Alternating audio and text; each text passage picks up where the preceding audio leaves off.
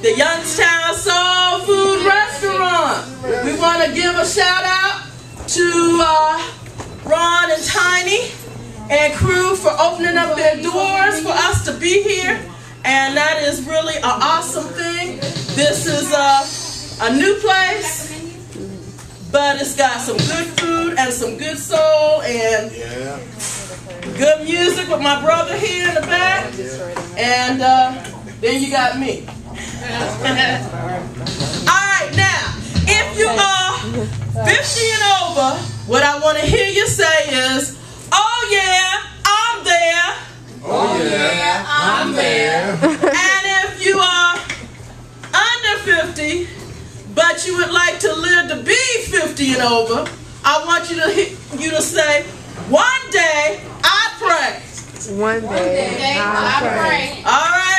I think that covers just about all of us. Now, for my 50 and over peeps, you're going to be able to relate to some of my recent life experiences. And for those of you that aren't quite there yet, well, just consider this a sneak peek into the future. Now, when you are 50, your mind still thinks that you are invincible, but your body is there to remind you that you are not. Amen. One of the things that I do when I'm not trying to do stand-up is I happen to be a substitute teacher. So I get this call, and they ask me to teach phys ed. And not just, oh, that's funny, huh? And not just phys ed at any school, but phys ed at an alternative school. Now, Webster's dictionary defines alternative as a school that has a non-traditional curriculum. Translated, this means a school full of bad but kids who have gotten kicked out of every place else. And my mind thought this was a good idea. Why? Now my body was quick to know how foolish that was. Because you see, in addition to the fact that I'm old, I'm also overweight, out of shape, and uncoordinated. And I really need to sit my tail down somewhere at a desk and stay there. But my mind and body decided that they would come to a compromise. And what they decided is that I would be safe as long as all I did was sit and teach the class. You know, I could just yell out, you go girl, you go boy. You know, when they're doing basketball or something like that, and oh, that's a foul shot over there. What can happen? What can happen, right? Something could happen, let me tell you. Okay. I'm sitting there on the bench like I'm supposed to be, and all of a sudden, out of nowhere, during this class, comes this out of control, projectile, potentially lethal missile of a basketball headed directly towards my face. So, you know, a normal person would try to deflect the ball by doing something like this, right?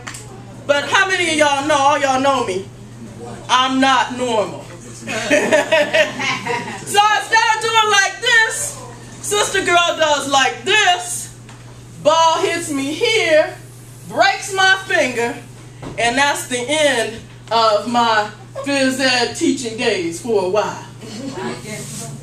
You know, the other thing that happens after you turn the age of 50 is you find yourself having pains in places that you didn't even know existed. You know, that's why we have a doctor for every part of our body. We got these specialists, okay? We got a specialist for the little toe, a specialist for the big toe, a specialist for the ankles, specialist for the legs, a specialist for the right arm, a specialist for the left arm, a specialist for the right arm, specialist for the left eye. Well, you know, I had an appointment with the left eye specialist, and he scheduled me for surgery on Friday the 13th. Now I know what y'all thinking. You're thinking that's a bad luck day. But I want to tell you, no it's not. What it really is senior citizen eye discount day. I'm telling you, I have never seen so many old people in one place in my life, unless it was at an old folks home, a bingo hall, or a casino. I'm telling you, I was the only person there that was not rocking a medic alert necklace or a medic alert bracelet. They must have been giving out half-price coupons at Mountaineer. I'm telling you, they had to be. So, the other Sunday I wake up and I'm breathing a little something like this.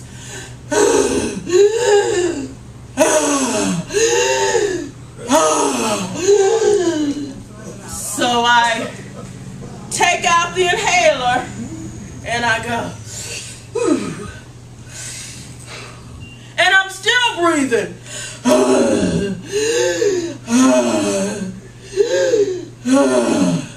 So I figure it's about time to wake the hubby up so that he can take me to the emergency room. And let me tell you, he asked me the stupidest, the most idiotic, the most nonsensical question ever on the way out the door. He says, "Aren't you going to take something to read?"